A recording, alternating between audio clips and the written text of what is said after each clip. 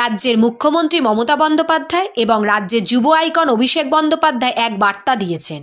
পুরনো যারা রাজনৈতিক কর্মী তাদেরকে ফিরিয়ে আনতে হবে। ঠিক তেমনই সামনে লোকসভা ভোট।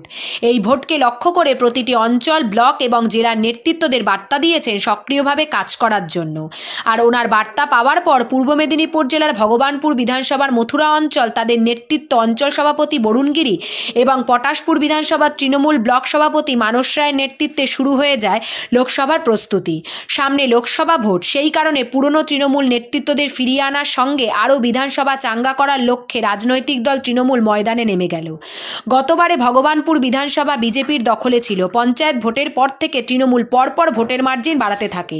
সেই কারণে লোকসভা ভোটে তৃণমূল যে অনেকটাই এগিয়ে আছে ভগবানপুর বিধানসভা সেটা না বললেই নয়।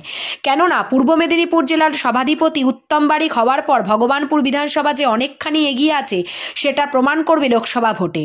ভগবানপুর থেকে অংশুমানের রিপোর্ট, খবর পাঠে পায়েল। নির্বাচন মানুষকে সুষ্ঠু নির্বাচন ভোটাধিকার প্রয়োগ করে আমরা পরিবেশ তৈরি করে দিয়েছি।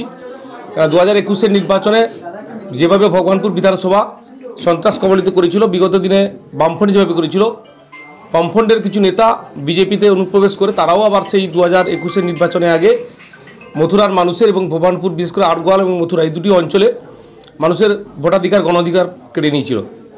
তো 2023-এর পঞ্চায়েত নির্বাচনে আমরা নতুন নবরূপে সেজে উঠেছি এবং আমাদের বরুণ গিরি যে নেত্রী সারা বছর ধরে 365 দিন মানুষের কাছে থাকেন, মানুষের সঙ্গে থাকেন, মানুষের কথা চিন্তাধারা করেন, মানুষের কথা ভাবনা চিন্তা করেন।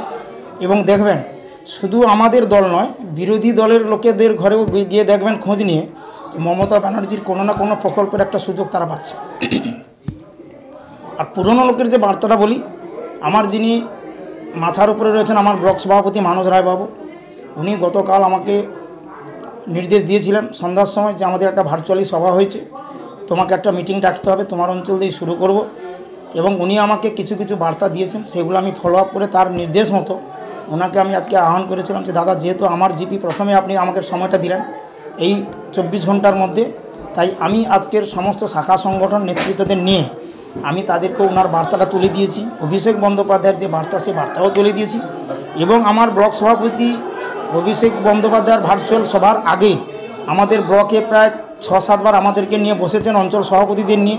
সেইভাবে আমাকে উনি গাইডলাইন দিয়েছেন যে কোনো ভেদাভেদ, রাগ, হিংসা থাকা চলবে না। ক্ষোভ যদি নিজেদের ঘরের মধ্যে থাকে মিটিয়ে নিতে হবে এবং পুরানোদের অগ্রাধিকার দিতে হবে। ওনার কথা মতো যেসব পুরানো কর্মীরা বসেছিল বাড়িতে ক্ষোভ করে, হয় আমার ওপরে কি আপনার ওপরে কি তার ওপরে কোনো না কোনো ক্ষোভ ছিল, আমি কিন্তু অঞ্চল সভাপতি হিসাবে সেই সব বুথে যাচ্ছি এবং প্রত্যেক নেতৃত্বর সঙ্গে যারা পুরাতন বসেছিল তাদেরকে আমি বলি যে দাদা আসুন, সহযোগিতা করুন, আমাকে নয় দলকে এবং নেত্রীকে। কারণ দলটা মমতা ব্যানার্জি, দলটা আমি অঞ্চল সভাপতি বরুণ গিরি, তার মানে